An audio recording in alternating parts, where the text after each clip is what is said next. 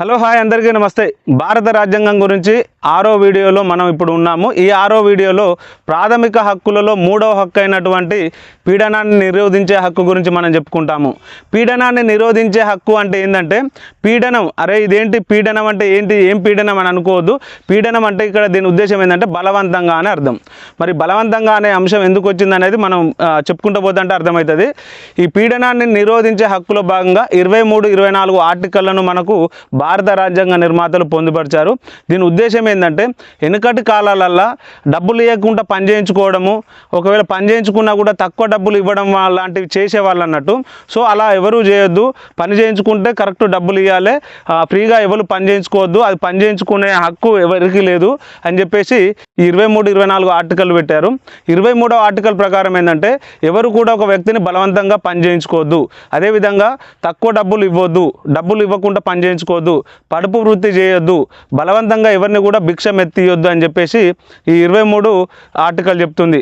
అదేవిధంగా కట్టు బానిసత్వం కూడా ఉండొద్దు.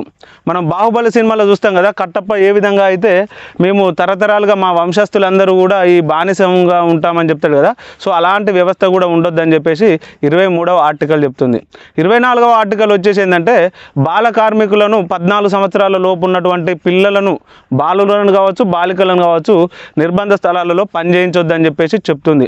ఈ 23, 24 ఆర్టికల్ వల్ల వచ్చిన చట్టాలు ఏంటంటే మనకు 1961 వరకట్న నిషేధ చట్టము, 1976 కనీస వేతన సవరణ చట్టము, 1976లోనే సమాన పనికి సమాన వేతన చట్టము, 1976లోనే వెట్టి చాకిరి నిషేధ చట్టంతో పాటు 2005లో గృహహింస నిరోధక చట్టము, 2013లో నిర్భయ చట్టం కూడా ఈ 23, 24 ఆర్టికల్లను సంబంధించి మాత్రమే వచ్చాయని మనందరం గుర్తుపెట్టుకోవాలి.